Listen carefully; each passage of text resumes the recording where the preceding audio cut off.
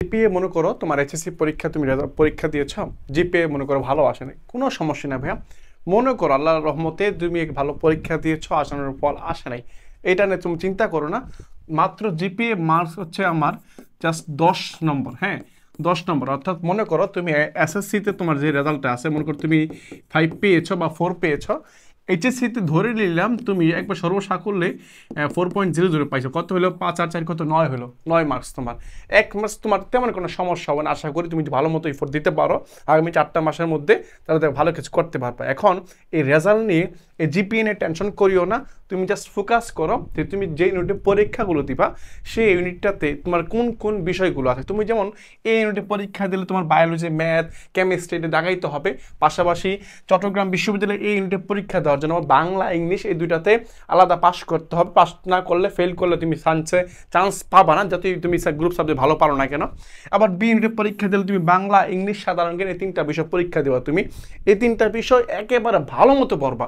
এই বি ইউনিটের পড়া দিয়ে আবার তুমি ডি ইউনিটে চান্স পাইতে পারবা, ডি ইউনিটে চান্স পাইতে পারবা।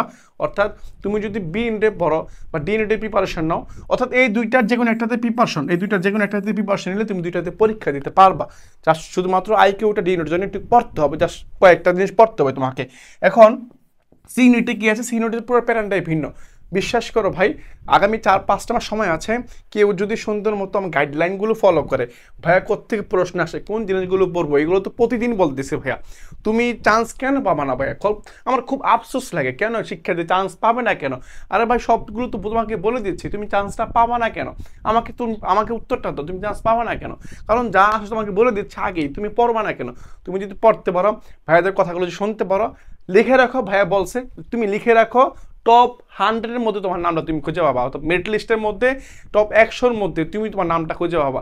তারপর মাকে ফোন দিয়ে বলো, মা তুমি বলেছিলে স্বপ্ন পূরণ করতে পারবো, আলহামদুলিল্লাহ আলহামদুলিল্লাহ আলহামদুলিল্লাহ পূরণ করতে পারছি, এবং সেই পূরণটা হচ্ছে একবার প্রত্যাশিত, যেটা আমি চেয়েছিলাম সেটাই পেয়েছি। এরকম পাবা হয়। জাস্ট ধৈর্য ধরে রাখো এবং শুরু করো, নিয়ত করে ফেলো যে আগামী 4টা মাস আমার যাই হোক না কেন সব কিছু ত্যাগ করে, অর্থাৎ আনন্দ ফুর্তি এই 4টা মাস আমি না করলাম, আমি চান্স পাওয়ার পর আনন্দ ফুর্তি করবো, চিল করবো, সমস্যা নাই, করবো, তখন করবো। আর আমি 4টা মাস নিজের জন্য, নিজের পরিবারের জন্য, নিজের ভবিষ্যতের জন্য আমি স্যাক্রিফাইস করলাম। এই 4টা মাস আমি উজাড় করে দিলাম, পরিশ্রম করতে থাকবো ইনশাল্লাহ। সৃষ্টিকর্তা উপরে আছেন, উনি সব কিছু অবজারভেশন করবেন এবং তোমার মূল্য তোমাকে অবশ্যই দিবেন। এই বিশ্বাস রেখে পড়া শুরু করে দাও ইনশাল্লাহ। আমরা যেহেতু এখানে আসতে পারছি, সুদূর ওই দেশ থেকে বা 400-500 কিলো থেকে এখানে চলে আসতে পারছি, তুমি তোমার বাড়ির সামনে ইউনিভার্সিটি, তোমার চট্টগ্রাম বিশ্ববিদ্যালয় ইউনিভার্সিটি বা যেখান থেকে আসবাজি স্বপ্ন দেখো, এই বিশ্ববিদ্যালয় তোমার হবে। বিশ্বাস করো বা শুরু করো, এবং শুরু করার পরে দেখবে তোমার আস্তে আস্তে পড়াগুলো এগিয়ে আসতেছে। আল্লাহ ভরসা।